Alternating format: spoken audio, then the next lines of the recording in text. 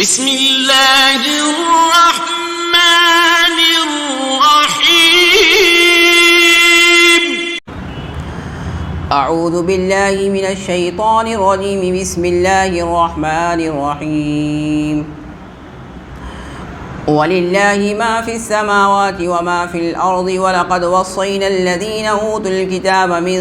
قَبْلِكُمْ وَإِيَّاكُمْ أَنِ اتَّقُوا اللَّهَ وَإِن تَكْفُرُوا فَإِنَّ لِلَّهِ مَا فِي السَّمَاوَاتِ وَمَا فِي الْأَرْضِ وَكَانَ اللَّهُ غَنِيًّا حَمِيدًا وَلِلَّهِ مَا فِي السَّمَاوَاتِ وَمَا فِي الْأَرْضِ وَكَفَى بِاللَّهِ وَكِيلًا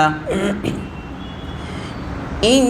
يَشَأْ يُذْهِبْكُمْ أَيُّهَا النَّاسُ وَيَأْتِ بِآخَرِينَ وَكَانَ اللَّهُ عَلَى ذَلِكَ قَدِيرًا من كان يريد ثواب الدنيا فعند الله ثواب الدنيا والآخرة وكان الله سميعا بصيرا يا أيها الذين آمنوا كونوا قوامين بالقسط شهداء لله ولو على أنفسكم أو الوالدين والأقربين إن يكن غنيا أو فقيرا فالله أولى بهما فلا تتبعوا الهوى أن تعدلوا وإن تلووا أو تعرضوا فإن الله كان بما تعملون خبيرا يا أيها الذين آمنوا بالله ورسوله والكتاب الذي نزل على رسوله والكتاب الذي أنزل من قبل ومن يكفر بالله وملائكته وكتبه ورسله واليوم الآخر فقد ضل ضلالا بعيدا إن الذين آمنوا ثم كفروا ثم آمنوا ثم كفروا ثم ازدادوا كفرا لم يكن الله ليغفر لهم ولا ليهديهم سبيلا بشر المنافقين بأن لهم عذابا أليما الذين يتخذون الكافرين أولياء من دون المؤمنين أيبتغون عندهم العزة فإن العزة لله جميعا وقد نزل عليكم في الكتاب أن إذا سمعتم آيات الله يكفر بها ويستهزأ بها فلا تقعدوا معهم حتى يخوضوا في حديث غيره إنكم إذا مثلهم إن الله جامع المنافقين والكافرين في جهنم جميعا الذين يتربصون بكم فإن كان لكم فتح من الله قالوا ألم نكن معكم وإن كان للكافرين نصيب قالوا ألم نستحوذ عليكم ونمنعكم من المؤمنين فالله يحكم بينكم يوم القيامة ولن يجعل الله للكافرين على المؤمنين سبيلا. محترم حضرات، میں نے آپ کے سامنے پارہ نمبر 5 سورہ نساء آیت نمبر 130 آیت نمبر 131 سے تلاوت شروع کی ہے. سب سے پہلی آیت کریمہ میں اللہ رب العزت کا ارشاد ہے، اور اللہ ہی کے لیے ہے وہ تمام چیزیں جو آسمانوں میں ہیں اور جو زمین میں ہیں. یقیناً ہم نے تاکیدی حکم دیا ہے ان لوگوں کو جو اہل کتاب تھے تم سے پہلے، یا ان لوگوں کو جن کو تم سے پہلے کتاب دی گئی، اور تم کو بھی یہ کہ تم اللہ سے ڈرو، اور اگر تم کفر کرتے ہو تو جان لو کہ اللہ ہی کے لیے ہے وہ تمام چیزیں جو آسمانوں میں ہیں اور جو زمین میں ہے، اور اللہ تعالیٰ بے نیاز لائق تعریف ہے. سب سے پہلی چیز سوال آج ہم جانتے ہیں کہ ایک ہوتا ہے اسم ذات، ایک ہوتا ہے اسم صفات. اسم ذات کا مطلب کسی کا نام جو اسپیسیفک اس پرسن کے لیے، اس آدمی کے لیے ہوتا ہے، اور صفاتی نام وہ بعد میں ہوتے ہیں. مثال کے طور پر ایک بچہ پیدا ہوا، اس کا نام گھر والوں نے عبداللہ رکھا، تو عبداللہ اس کا یہ پراپر نام ہے، تو یہ جو اس کا نام ہے یہ اس کا ذات، اسم ذات ہوا، اس کی ذات سے منسلک ہے کہ عبداللہ کسی اور کو اب نہیں کہیں گے، عبداللہ صرف اسی کو کہیں گے. لیکن اب وہ بندہ عبداللہ جو ہے کچھ دنوں کے بعد حفظ قرآن کہتا ہے تو وہ حافظ قرآن ہوا، قرات پڑھتا ہے، قاری قرآن ہوا تو اس کو قاری کہا جائے گا، عالم دین بنا تو اس کو عالم اور مولانا کہیں گے. تو یہ جو حافظ، قاری، مولانا یا عالم جو ٹائٹل لقب اس کو مل رہا ہے، یہ تمام کی تمام چیزیں اس کے اسم ذات نہیں بلکہ اسم صفات ہیں.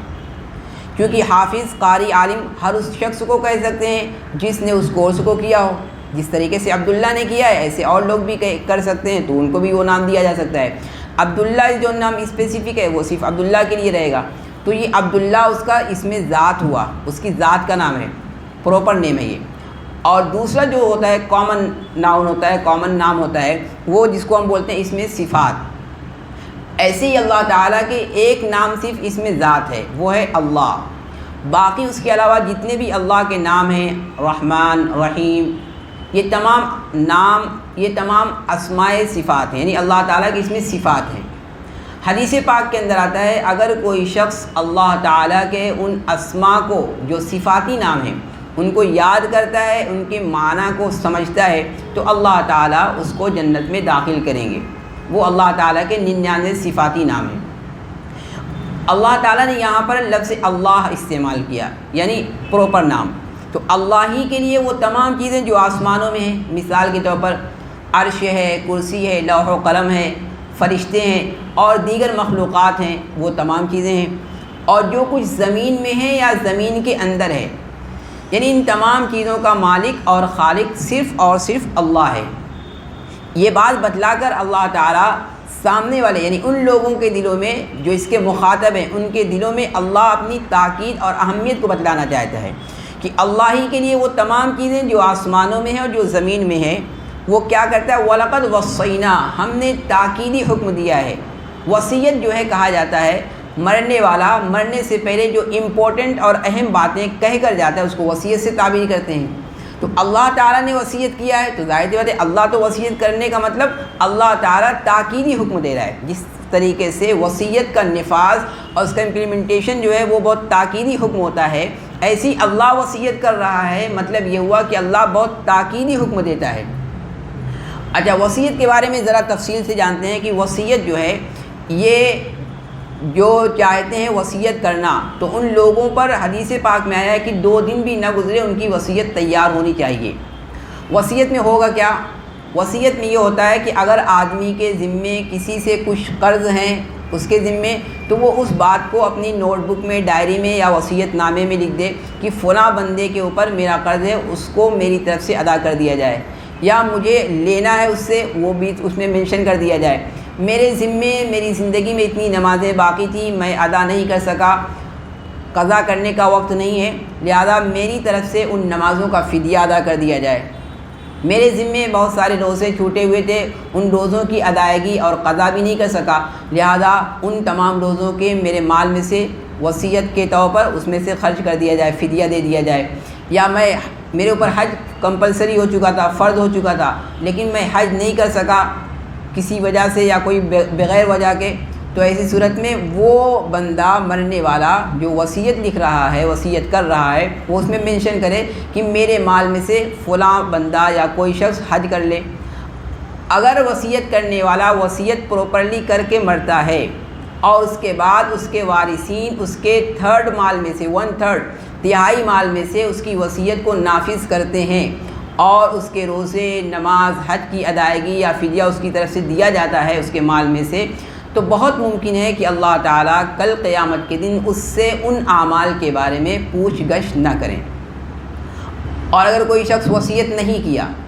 لیکن اس کے والد، اس کی جو بچے ہیں، اس کے بچے آل اولاد نیکوکار صالحین تھے، ان لوگوں نے سوچا کہ ابا کے ذمے اتنی چیزیں تھیں، چلیے ابا نے نہیں کہا، پھر بھی اپنی طرف سے ان لوگوں نے پیمنٹ کر دیا، فدیہ ادا کر دیا، تو امید ہے کہ اللہ تعالیٰ اس بندے کی مغفرت کا فیصلہ فرما دیں گے۔ لہذا آدمی کو چاہیے کہ وہ اپنی زندگی میں اپنا وصیت نامہ تیار کر کے رکھے تاکہ مرنے کے بعد اس کے اوپر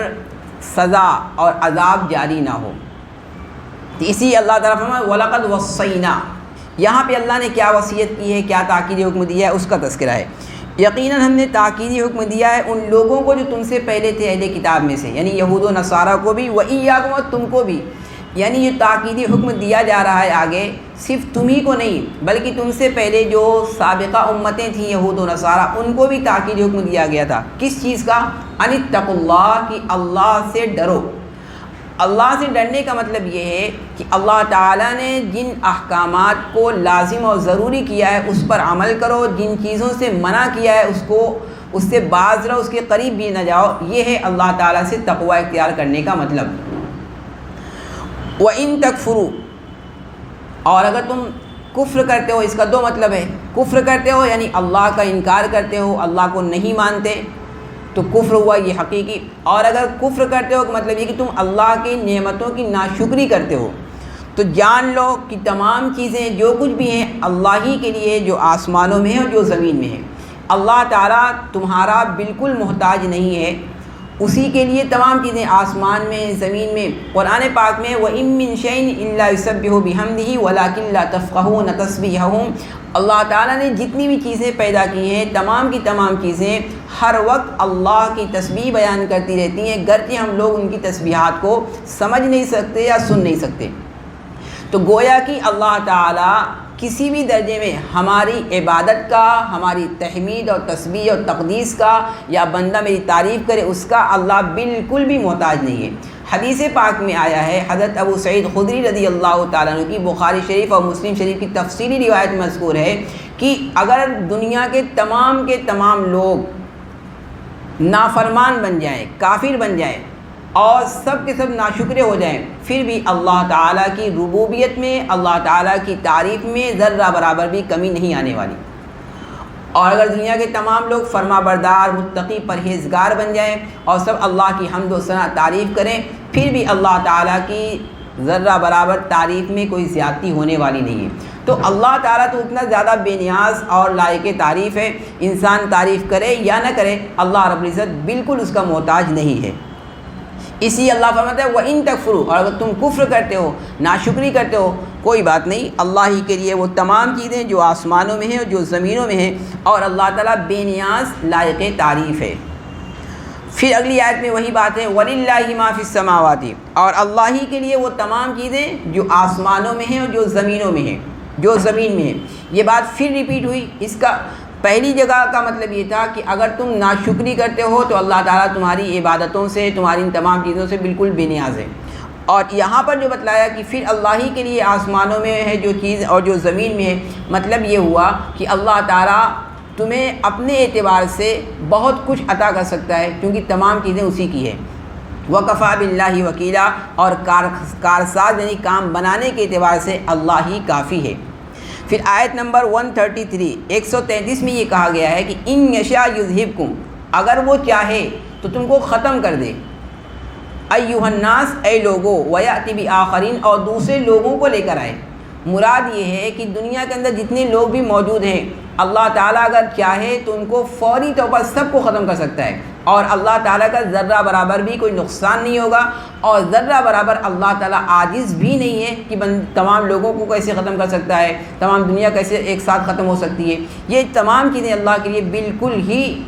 آسان ہے۔ اس لیے یہاں پر ان یشاء یذہبکم، اگر چاہے وہ ختم کر دیں۔ اس کا تذکرہ دوسرے مقام پر بھی آیا ہے، پارہ نمبر 26 سورہ محمد میں،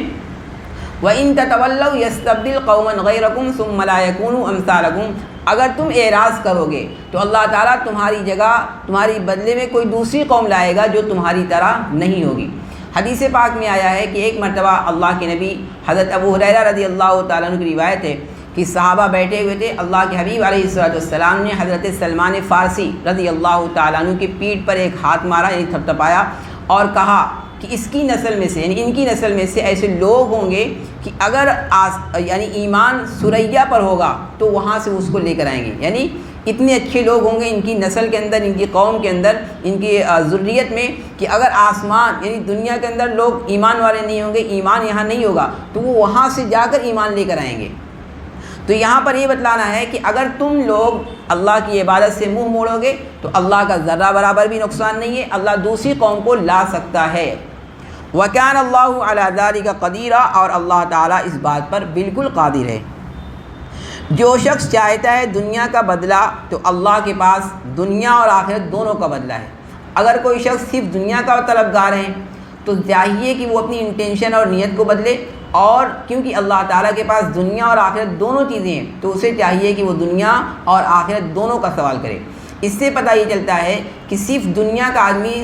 دنیا کا سوال اللہ سے نہیں کرنا چاہیے، یا اپنی عبادت آدمی کوئی کر رہا ہے تو عبادت کے ذریعے صرف دنیا چاہ رہا ہے، نہیں، بلکہ عبادت کا مقصد صرف اور صرف اللہ کی رضا، آخرت کی حصول یابی ہونی چاہیے۔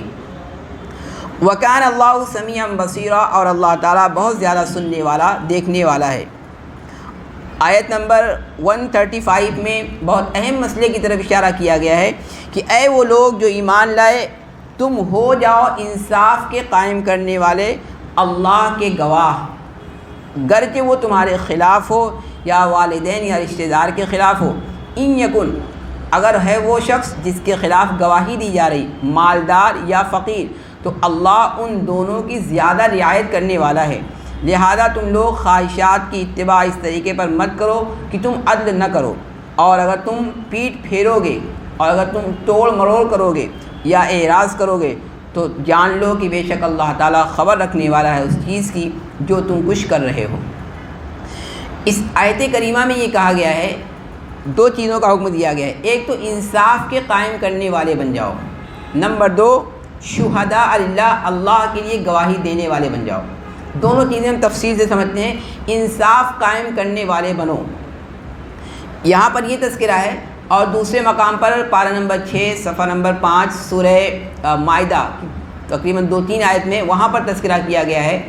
دیکھیے دو چیزیں ہیں، ایک انصاف کرنے میں اور نہ کرنے میں دو چیزیں جو ہے انسان کو کے لیے بیریئر اور رکاوٹ بنتی ہیں۔ ایک تو کسی سے محبت ہوتی ہے یا کسی سے دشمنی ہوتی ہے، تبھی جا کر آدمی انصاف کا دامن چھوڑ دیتا ہے۔ مثال کے طور پر ایک شخص مجھ سے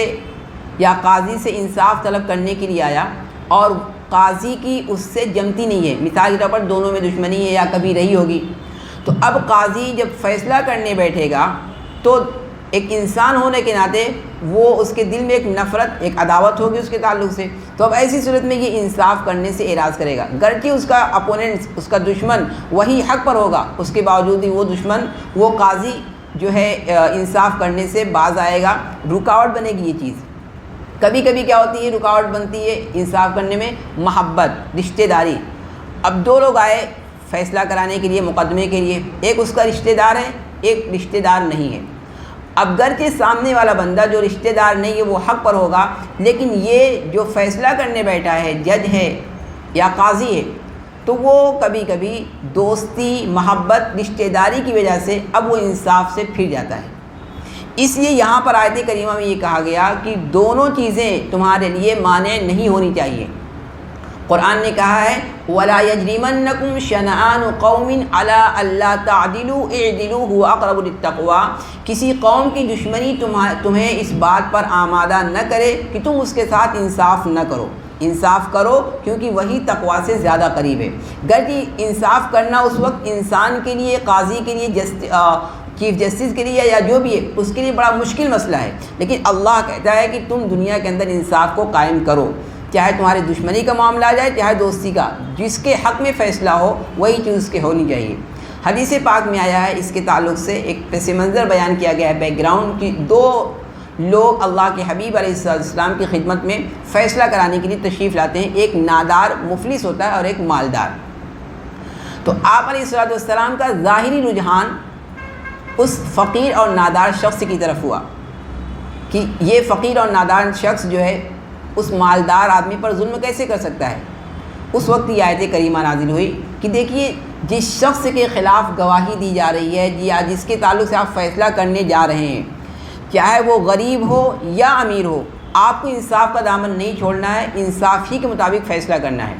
ورنہ بہت سے لوگ سوچیں گے کہ وہ غریب کے حق میں فیصلہ ہونا چاہیے، یا غریب کے حق میں گواہی دے دوں، یا غریب کے حق میں فیصلہ کر دوں کیونکہ وہ غریب ہے، تو ایسی صورت میں اس کا فائدہ ہو جائے گا۔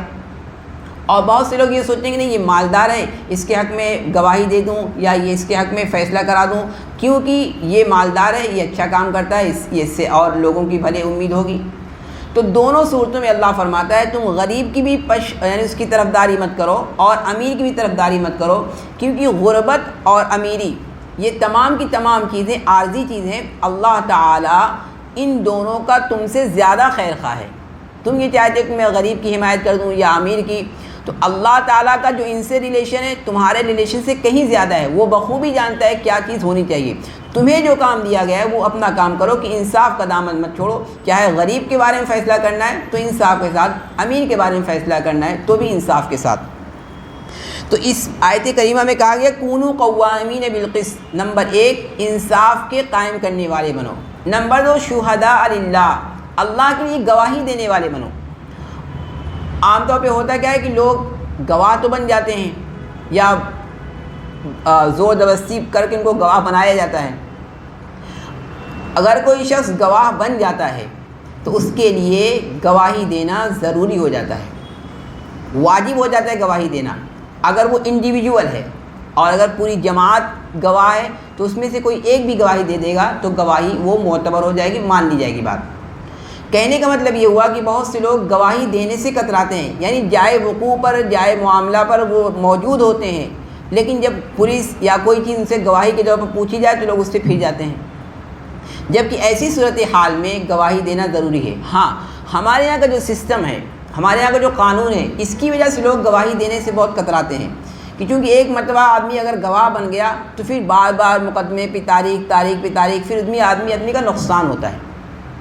اس لیے شریعت کا جو معاملہ ہے کہ وہاں پر ایک مرتبہ میں فیصلہ کر دیا جاتا ہے قاضی اجل کے پاس, یہاں بار بار جانے کی تاریخ پہ ڈیٹ نہیں ملتی. تو اب اس صورتحال میں وہ شخص جو گواہ بنا ہے, کیا اس کے لیے اپنی گواہی کے عوض کچھ لینا جائز ہے؟ نہیں. گواہ جو بنا ہے وہ گواہی دینے کے عوض کچھ بھی پیسہ نہیں لے سکتا, ورنہ وہ رشوت ہوگی, وہ جائز نہیں ہے. ہاں, اگر گواہی دینے والا ایسا شخص ہے جو مزدور ہے, غریب ہے, روزانہ کام کرنے والا, روزانہ کھانے والا ہے, اب اگر وہ شخص گواہی کے لیے جائے گا تو اس کا کام تو ہو گیا ختم, کام ہی نہیں کر پائے گا.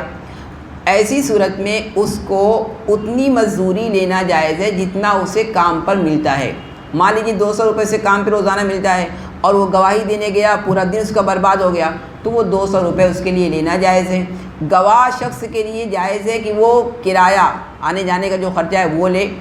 اگر کوئی شخص مالدار ہے, یعنی جو گواہ ہے وہ مالدار ہے, تو ایسی صورت میں اگر وہ آفس یعنی کوئی بھی جاب کرتا ہے, جو بھی چیز کرتا ہے, اور اس کو وہاں سے سیلری ملتی ہے اور اس کی وجہ سے اس کو ڈیڈکشن بھی نہیں ہوئی سیلری میں, تو اس کے لیے جائز نہیں کہ وہ اس بندے سے گواہی دینے کے عوض کچھ لے.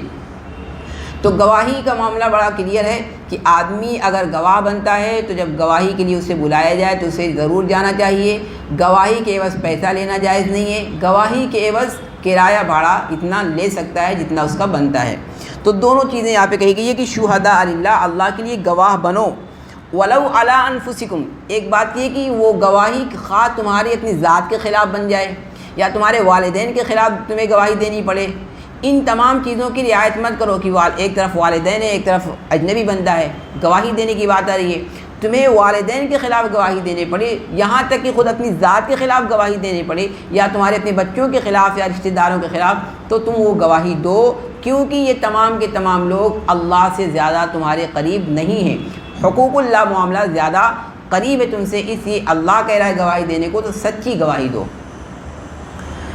ان یکن غنیًا, یہاں پر وہی کہا گیا ہے کہ اگر جس شخص کے خلاف گواہی دی جا رہی ہے چاہے وہ مالدار ہو یا غریب ہو, فاللہ اولیٰ بہما, اللہ ان دونوں سے زیادہ قریب ہے یا اللہ ان دونوں کا زیادہ خیر خواہ ہے. تم چاہتے ہو خیر خواہی, اللہ اس سے زیادہ ان کا خیر خواہ ہے. اگر جو ہے شہادت خیر خواہی کے اندر مانے ہوتی تو اللہ شہادت ہی نہ دلواتا, لیکن اللہ شہادت تمہیں دلوانے شہادت کے لیے کہہ رہا ہے, تو پتہ چلا کہ اللہ ان دونوں کا زیادہ خیر خواہ ہے, شہادت زیادہ معتبر ہے, زیادہ ضروری ہے.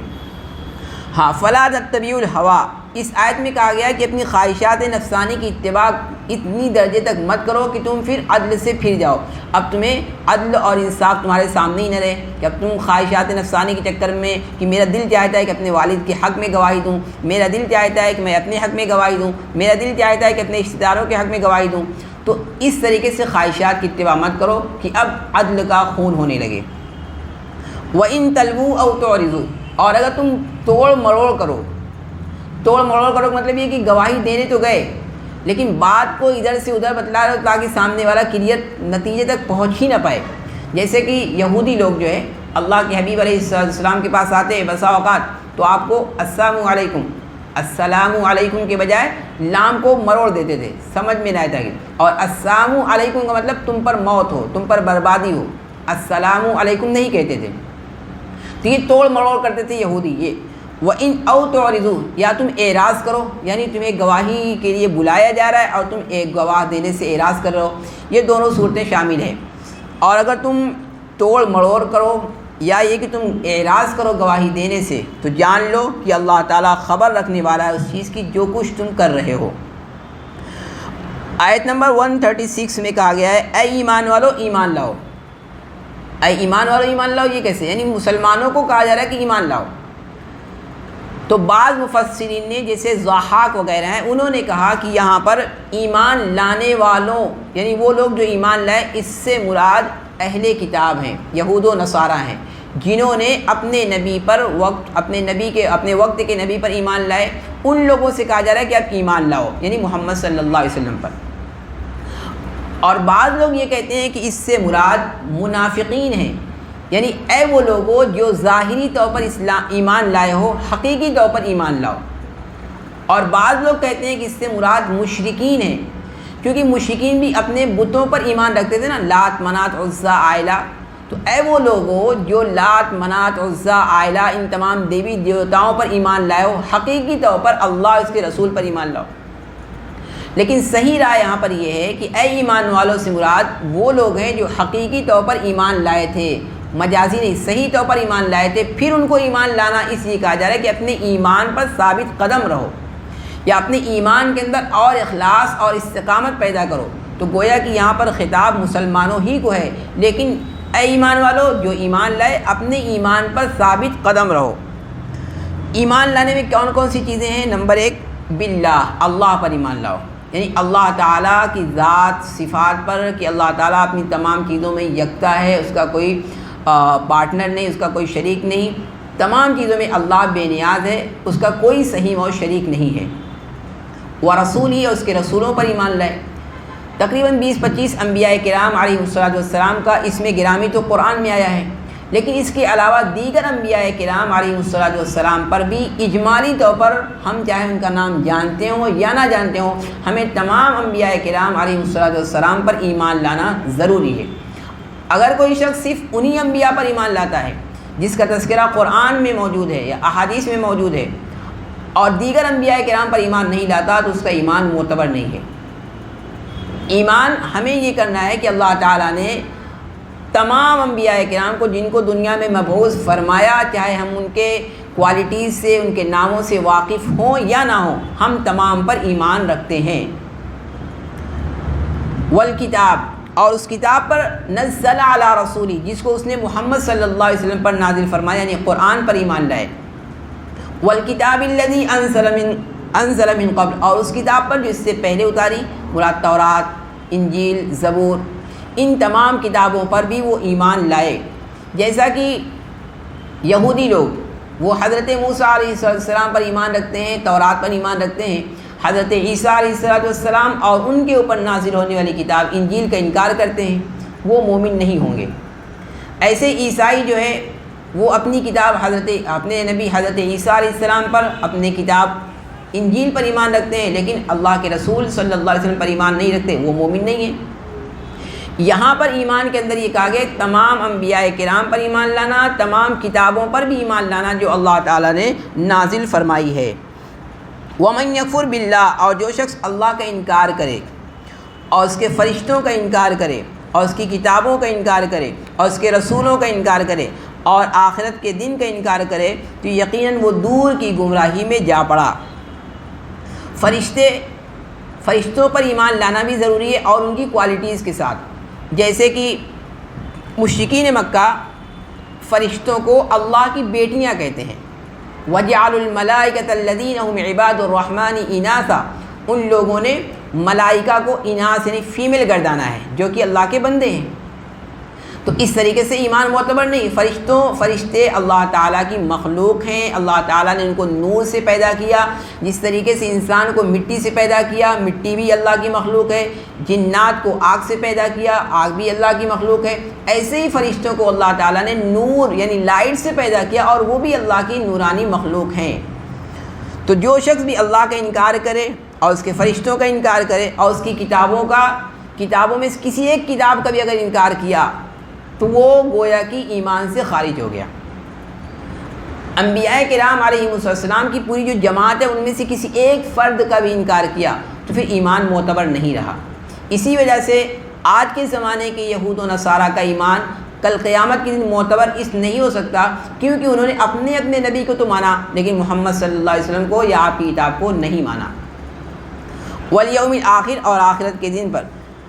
اگر ان تمام چیزوں پر کوئی ایمان نہیں لاتا ہے تو وہ دور کی گمراہی میں جا پڑا۔ آیت نمبر 137، اس کا ترجمہ ہے بے شک وہ لوگ جو ایمان لائے پھر کفر کیا، پھر ایمان لائے پھر کفر کیا، پھر کفر میں بڑھتے چلے گئے تو اللہ ان کی مغفرت نہیں کرے گا اور نہ ان کو سیدھا راستہ دکھائے گا۔ اس آیت کا بیک گراؤنڈ یا اس کے بارے میں جو پس منظر ہے وہ یہ ہے کہ اس سے مراد یہود اور نصارہ ہیں۔ یہود ایمان لائے اپنے نبی پر یعنی حضرت موسیٰ علیہ السلام پر، پھر حضرت عیسیٰ علیہ السلام کی نبوت کا انکار کر کے پھر کافر ہو گئے۔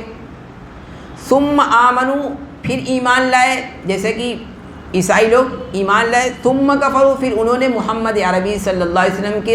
کی رسالت اور نبوت کا انکار کیا۔ ثم ازدادوا کفرا، پھر وہ اپنے کفر میں مزید بڑھتے چلے گئے۔ گویا کہ اہل کتاب جو اپنے نبی پر ایمان لائے پھر انہوں نے کفر کیا، یعنی حضرت موسیٰ علیہ السلام پر ایمان لائے، حضرت عیسیٰ علیہ السلام کا انکار کیا، یا عیسائی لوگ حضرت عیسیٰ علیہ السلام پر ایمان لائے پھر آنے والے نبی محمد صلی اللہ علیہ وسلم کا انکار کیا، تو پھر کفر میں وہ بڑھتے چلے گئے۔ ثم ازدادوا، تو فرمایا اللہ تعالیٰ ان کی مغفرت نہیں کرے گا اور نہ ان کو سیدھا راستہ دکھائے گا۔ بعض لوگ کہتے ہیں نہیں، اس سے مراد وہ لوگ ہیں جو مرتد ہو گئے، یعنی پہلے وہ ایمان لائے پھر ایمان سے پھر گئے، پھر ایمان لائے پھر ایمان سے پھر گئے اور پھر کفر میں بڑھتے چلے گئے۔ یہ ان لوگوں کے بارے میں ہے کہ اللہ تعالیٰ ان کی مغفرت نہیں کرے گا۔ اس آیت کریمہ کی وجہ سے حضرت علی رضی اللہ تعالیٰ عنہ فرماتے ہیں کہ اگر کوئی مرتد شخص ایک مرتبہ ایمان لاتا ہے پھر ارتداد کرتا ہے، پھر ایمان لاتا ہے پھر ارتداد میں چلا جاتا ہے اور کفر کے اندر بڑھتا چلا جاتا ہے، پھر اللہ کبھی بھی اس کی توبہ قبول نہیں کرے گا۔ لیکن اکثر مفسرین کی رائے یہ ہے کہ نہیں، اگر کوئی شخص انتقال سے پہلے سچی پکی توبہ کر لیتا ہے، زندگی میں اس نے خواہ کتنی مرتبہ ارتداد کیا ہو، مرنے سے پہلے سچی پکی توبہ کر لیا تو اللہ تعالیٰ اس کے گناہوں کو معاف فرما دے گا۔ اسی وجہ سے اکثر مفسرین یہاں پر فرماتے ہیں ثم ازدادوا کفرا، اس کا مطلب یہ ہے کہ وہ مرتے دم تک کفر پر برقرار رہا ہو تو پھر اللہ بخشش نہیں کرے گا۔ لیکن اگر کوئی شخص مرنے سے پہلے سچی توبہ کر لیتا ہے، گرچہ اس نے زندگی میں بھی کتنی مرتبہ کفر کیا ہو یا ارتداد کیا ہو، اللہ معاف کرے گا۔ بشر المنافقین بان لهم عذابا الیما،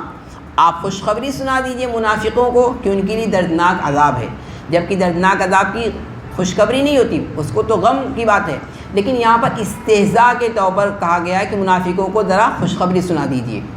یا بعض لوگ فرماتے ہیں کہ بشارت یا خوشخبری جو ہے ہر ایسی خبر کو کہا جاتا ہے جس کے سننے کے بعد آدمی کا چہرہ متغیر ہو جائے، چاہے وہ خوشی کی خبر ہو چاہے بری خبر ہو، تو اس کو خوشخبری سے تعبیر کرتے ہیں۔ الذین یتخذون الکافرین اولیاء من دون المؤمنین، یہ منافقین کیسے لوگ ہیں؟ یہ وہ لوگ ہیں جو کافروں کو دوست بناتے ہیں مومنوں کو چھوڑ کر، یعنی یہود و نصارہ سے دوستی گاڑتے ہیں اور مسلمانوں سے دشمنی کرتے ہیں، ظاہری طور پر اپنے آپ کو مسلمان سمجھتے ہیں۔ اللہ ان سے سوال کرتا ہے ایبتغون عندہم العزت، کیا یہ لوگ ان کے پاس یعنی اہل کتاب کے پاس عزت تلاش کرتے ہیں؟ تو عزت تو حقیقت میں اللہ ہی کے لیے ہے تمام، یعنی اگر یہ سوچتے ہیں یہ کہ ہم یہودیوں سے دوستی گاٹ لیں گے یا بڑے لوگوں کے ساتھ اٹھنا بیٹھنا ہمارا رہے گا تو ہمارا وقار ہماری عزت لوگوں کے میں بڑھ جائے گی، ہاں یہ اس کا تعلق فلاں سے، جیسے ہمارے معاشرے میں بھی ہے کہ لوگ یعنی کسی نیتا سے کسی کا ریلیشن ہو گیا یا اس کے ساتھ بیٹھنا اٹھنا ہو گیا، اس کے ساتھ کوئی سیلفی لے لی تو بڑی عزت کی نگاہ سے اس کو دیکھتے ہیں کہ بھائی میرا تو فلاں نیتا کے ساتھ یہ سیلفی ہے۔ تو یہاں پر وہی مطلب ایبتغون عندہم العزت، کیا یہ لوگ عزت تلاش کرتے ہیں یہودیوں کے پاس، جبکہ حقیقت میں تو عزت تمام کی تمام اللہ ہی کے لیے ہے۔ وَقَدْ نَزَّلَ عَلَيْكُمْ فِي الْكِتَابِ أَنْ إِذَا سَمِعْتُمْ، یقیناً اس نے اتارا ہے تم پر کتاب میں یہ بات، ان اذا سمعتم، جب تم سنو اللہ کی آیتیں، یکفر بہا، تو اس کا انکار کرتے ہیں، ویستہزأ بہا، اس کا مذاق اڑاتے ہیں، فلا تقعدوا معهم، لہذا ان کے ساتھ مت بیٹھو یہاں تک کہ وہ کسی اور بات میں لگ جائیں، تب تو تم انہی کی طرح ہوگے۔ اس آیت میں ایک بات کہی گئی ہے کہ اگر کسی مجلس میں اللہ اس کے رسول صلی اللہ علیہ وسلم یا دینی بات کا استہزاء کیا جا رہا ہو کسی چیز کا مذاق اڑایا جا رہا ہو، شرعی اعتبار سے کسی چیز کا مذاق اڑایا جا رہا ہو، تو اس مجلس میں نہیں بیٹھنا چاہیے۔ اگر کوئی شخص اس مجلس میں بیٹھتا ہے گرچہ وہ خاموش رہتا ہے، وہ کچھ نہیں بولتا، اس کے باوجود بھی اس کا گناہ انہی جیسا ہوگا جس طریقے سے وہ لوگ باتوں میں مشغول ہیں۔ مان لو کافروں کی مجلس لگی ہوئی ہے، وہاں پر اسلام اور مسلمانوں کے خلاف بات ہو رہی ہے، اور وہاں پر کوئی مسلمان بھی بیٹھا ہوا ہے، گرچہ وہ مسلمان اس بات کو صرف سن رہا ہے اور کچھ بول نہیں رہا ہے، اس کے باوجود بھی وہ بندہ گنہگار ہوگا، کیونکہ اس نے اس مجلس میں پارٹیسپیٹ اور شرکت کیوں کی۔ ایک مرتبہ حضرت عمر بن عبدالعزیز رحمہ اللہ نے کچھ لوگوں کو دیکھا شراب پی رہے ہیں۔ اس میں ایک بندہ ایسا بھی تھا جو بیٹھا تو تھا اور روزے تھا، شراب نہیں پی تھی، لیکن حضرت نے سب کو جو ہے گرفت میں لیا اور سب کو سزا دی۔ اس کو بھی سزا ملی جو روزے سے تھا، کیوں؟ اس لیے کہ تم نے ایسے لوگوں کے ساتھ شرکت کیوں اختیار کی۔ تو ایسے ہی اگر کسی مجلس میں اسلامی احکام کا مذاق اڑایا جا رہا ہو، یا اسی طریقے سے کسی قصبے میں کسی شہر میں اسلام کے خلاف کوئی بات بولی گئی ہو، تو اگر کوئی ایک شخص بھی ڈیفنس نہیں کرے گا تو سارے کے سارے لوگ، سارے کے سارے مسلمان گنہگار ہوں گے۔ اگر کوئی شخص ڈیفنس کرتا ہے تو ایسی صورت میں دفاع کرتا ہے تو پوری امت یعنی پورے لوگ گناہ سے بچ جائیں گے۔ اس آیت میں یہ کہا گیا ہے کہ اگر کسی مجلس کے اندر شرعی احکام کی خلاف ورزی ہو رہی ہو اور اسلام اور مسلمانوں کے خلاف یا قرآن اور حدیث کے خلاف یا کسی بھی چیز کے بارے میں اسلامی نقطۂ نظر سے اگر غلط باتیں کی جا رہی ہے، مذاق اڑایا جا رہا ہے، اس کا انکار کیا جا رہا ہے، تو ایسے لوگوں کے ساتھ مت بیٹھو۔ اب سوال یہاں پر یہ ہے کہ وہ لوگ تو وہ بات جب تک کر رہے ہیں تب تک تو مت بیٹھو۔ قرآن کہتا ہے فَلَا تَقْعُدُوا مَعَهُمْ حَتَّى يَخُوضُوا فِي حَدِيثٍ غَيْرِهِ، تم ان کے ساتھ مت بیٹھو یہاں تک کہ وہ کسی اور بات میں مشغول ہو جائیں۔ اس سے پتہ یہ چلتا ہے کہ اگر وہ کسی اور بات میں مشغول ہو جائیں تو پھر بیٹھنے کی اجازت ہے۔ جبکہ قرآن میں دوسرے مقام پر ہے فَلَا تَقْعُدْ بَعْدَ الذِّكْرَىٰ مَعَ الْقَوْمِ الظَّالِمِينَ، ان لوگوں کے ساتھ مت بیٹھو جب تمہیں یاد آ گیا کہ ہاں یہ لوگ غلط بات کر رہے تھے۔ اس آیت کریمہ اور اس آیت کریمہ سے یہ بات سمجھ میں آتی ہے، اس سے یہ بات سمجھ میں آتی ہے کہ جب تک وہ لوگ اس بات میں مشغول ہوں تب تک تو ان کے ساتھ نہیں بیٹھنے کا، لیکن دوسری باتوں میں لگ گئے، سیاسی بات میں لگ گئے یا کسی اور بات میں لگ گئے تو بیٹھ سکتے ہیں۔ اس کے بارے میں فقہا کا اور علماء کا اختلاف ہے کہ کیا ایسے لوگوں کے ساتھ اب بیٹھ سکتے ہیں۔ اس کا جواب یہ ہے اگر ضرورت ہے تو ایسی صورت میں یعنی کوئی ضروری کام ہے وہاں پر ہم گئے ہوئے ہیں تو اس صورت میں بیٹھنے کی اجازت ہے، بغیر وجہ کے اور بغیر کسی ضرورت کے وہاں پر نہیں بیٹھ سکتے۔ لیکن اس کا مطلب جو ہے کہ ایسی مجلسوں میں نہیں بیٹھنا چاہیے جہاں پر کوئی ناجائز یا شرعی امور کے خلاف کام ہو رہا ہو۔ اس کے لیے ایک شرط ہے، وہ شرط یہ ہے کہ اللہ کے کسی حکم کی اور خلاف ورزی نہ ہو رہی ہو۔ مثال کے طور پر مسجد کے اندر کوئی خلاف ورزی، شریعت کے خلاف کوئی کام ہو رہا ہے، اب آدمی سوچے کہ میں مسجد ہی نہیں جاؤں گا، نماز ہی نہیں پڑھوں گا وہاں پہ فرض نماز جماعت کے ساتھ، تو غلط ہے، کیونکہ فرض نماز جماعت کے ساتھ پڑھنا ضروری ہے۔ لہذا ایسی صورتحال میں ایک شرط یہ لگائی جائے گی کہ اللہ کے حکم کی خلاف ورزی یعنی اللہ کے دوسرے احکام وہاں نہ ٹوٹ رہے ہوں۔ اگر اللہ کا کوئی دوسرا حکم شرعی امر ٹوٹ رہا ہے تو ایسی صورت میں ہمیں اس مجلس میں جا کر اپنا کام کر کے واپس چلے جانا ہے، نماز پڑھنا ہے مسجد میں جماعت کے ساتھ، پھر اس کے بعد واپس چلے جانا ہے، بلا وجہ پھر وہاں نہیں بیٹھنا ہے۔ اچھا، بہرکیف اگر کوئی شخص جو ہے اس طریقے کی مجلس اٹینڈ کرتا ہے جس میں غیر شرعی امور پر باتیں ہو رہی ہیں، اس کا مذاق استہزاء کیا جا رہا ہے، تو اللہ فرماتا ہے انکم اذا مثلہم، تب تو تم بھی انہی کی طرح ہوگے گنہگار ہونے میں، گرچہ تم نے اس میں کچھ باتیں نہیں بولی۔ بلا شبہ اللہ تعالیٰ منافقین کو جمع کرے گا اور کافروں کو جہنم میں سب کو ایک ساتھ، کافر و منافق سب۔ کیونکہ منافقین کا مسئلہ کیا ہے؟ الذین یتربصون بکم، وہ انتظار کرتے رہتے ہیں تمہارے بارے میں کہ دیکھتے ہیں مسلمانوں کو کوئی فتح، کامیابی، کامرانی نصیب ہوتی ہے، اگر ہوتی ہے تو آ کے مسلمانوں کے ساتھ کہتے ہیں یعنی مال غنیمت میں ہمارا حصہ ملنا چاہیے، ہم تو آپ لوگوں کے ساتھ تھے۔ اور اگر کافروں کو کوئی غلبہ مل جاتا ہے تو پھر کافروں کے پاس جاتے ہیں، کہتے ہیں کیا مسلمان تم پر غالب نہیں آ رہے تھے، ہم نے تمہارا دفاع کیا، ہم نے تم کو مسلمانوں سے بچایا، ہم تو تمہارے ساتھ تھے۔ یعنی منافقین جو ہے اس طریقے کی باتیں کرتے ہیں۔ الذین یتربصون بکم، منافقین وہ ہیں جو تمہارے بارے میں انتظار کرتے رہتے ہیں، یعنی تمہارے انجام کا کہ آخر مسلمانوں کا انجام کیا ہوتا ہے، شکست یا فتح۔ فَإِن كَانَ لَكُمْ فَتْحٌ مِّنَ اللَّهِ، اگر تم کو اللہ کی طرف سے کوئی فتح، کامیابی ملتی ہے، تو کہتے ہیں الم نکم معکم، کیا ہم تمہارے ساتھ نہیں تھے؟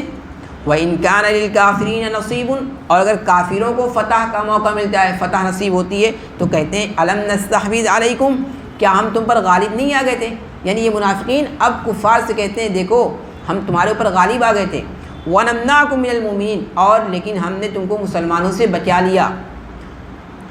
فَاللَّهُ يَحْكُمُ بَيْنَكُمْ يَوْمَ الْقِيَامَةِ، اللہ فرماتا ہے کہ کل قیامت کے دن تمہارے درمیان اللہ فیصلہ کرے گا۔ اس کا مطلب یہ ہوا کہ کل قیامت کے دن اللہ تعالیٰ ایک بندے، ایک فرشتے کو، ایک ندا دینے والے منادی کو اعلان کرائے گا۔ وہ ندا دینے والا یہ کہے گا کہ تمام دنیا کے تمام لوگ اپنے اپنے معبودوں سے جن کی انہوں نے دنیا میں پرستش کی تھی ان سے جا کر اپنا بدلہ لینے، ان سے جا کر مل جائیں۔ سب لوگ ادھر ادھر چلے جائیں گے۔ پھر اللہ فرمائے گا کچھ لوگوں سے کہ تم لوگوں کا کیا معاملہ ہوا، تم کیوں نہیں گئے؟ وہ کہیں گے کہ ہم تو اپنے پروردگار کا انتظار کر رہے ہیں۔ پھر اللہ تعالیٰ اپنی تجلی ظاہر فرمائے گا، یعنی اپنی پنڈلی کو ظاہر فرمائے گا۔ پھر بہت سے لوگ اس پنڈلی کو دیکھنے کے بعد سجدے میں گر پڑیں گے، اور بہت سے وہ لوگ ہوں گے جن کی پشت اور جن کی پیٹھ جو ہے وہ تختے کی طرح ہو جائے گی، وہ سجدہ نہیں کر پائیں گے اور گر پڑیں گے، وہ ہوں گے منافقین۔ تو اللہ تعالیٰ وہی بتلایا فَاللَّهُ يَحْكُمُ بَيْنَكُمْ يَوْمَ الْقِيَامَةِ، اور پھر ان لوگوں کو جہنم میں پھینک دیا جائے گا۔ تو اللہ کل قیامت کے دن تمہارے درمیان فیصلہ کرے گا۔ آج تو تم جو ہے کبھی مسلمانوں کے ساتھ ہو جاتے ہو، کبھی کافروں کے ساتھ ہو جاتے ہو، کل قیامت کے دن تمہیں پتہ چل جائے گا۔ وَلَن يَجْعَلَ اللَّهُ لِلْكَافِرِينَ عَلَى الْمُؤْمِنِينَ سَبِيلًا، اور اللہ تعالیٰ نے ہرگز نہیں بنایا یا نہیں بنائے گا کافروں کے لیے مومنوں پر کوئی راستہ، یعنی اللہ تعالیٰ مومنوں کے خلاف کافروں کو کبھی کوئی غلبہ نہیں عطا فرمائے گا۔ ایک سوال ہوگا پھر آپ کے ذہن میں کہ آج تو مسلمان مغلوب ہیں اور کافر غالب ہیں۔ اس کا مطلب یہ ہے، ایک مطلب تو اس کا آخرت کے لحاظ سے کہ آخرت کے لحاظ سے مومن پر کافر غالب نہیں آئیں گے۔ دوسرا مطلب یہ ہے کہ اس سے مراد کامل مومنین ہے، کہ کامل جو مومنین ہوں گے اللہ تعالیٰ کافروں کو ان پر غلبہ نہیں عطا فرمائے گا۔ جیسے صحابہ کے زمانے میں صحابہ کیونکہ ایمان کے اندر بالکل کامل و مکمل تھے، اس لیے جو ہے کافر ان پر غالب نہیں آ سکے۔ ہمارے زمانے کے جو لوگ ہیں یا ہم لوگ ہیں، کیونکہ ہمارا ایمان اتنا اعلیٰ درجے کا نہیں ہے، ہمارا ایمان اتنا اچھی کوالٹی کا نہیں ہے، ناقص ایمان ہے، اس وجہ سے اگر آج مسلمان پسپا اور مغلوب نظر آتے ہیں تو اس آیت کریمہ سے انہیں کوئی اشکال نہیں ہونا چاہیے۔ اس آیت کریمہ میں اعلیٰ درجے کے ایمان کی بات کہی گئی ہے کہ ہرگز اللہ تعالیٰ کافروں کے لیے مومنین پر کوئی راستہ نہیں بنائے گا۔ اللہ رب العزت مجھے اور آپ کو قرآن پاک سمجھ کر پڑھنے کی توفیق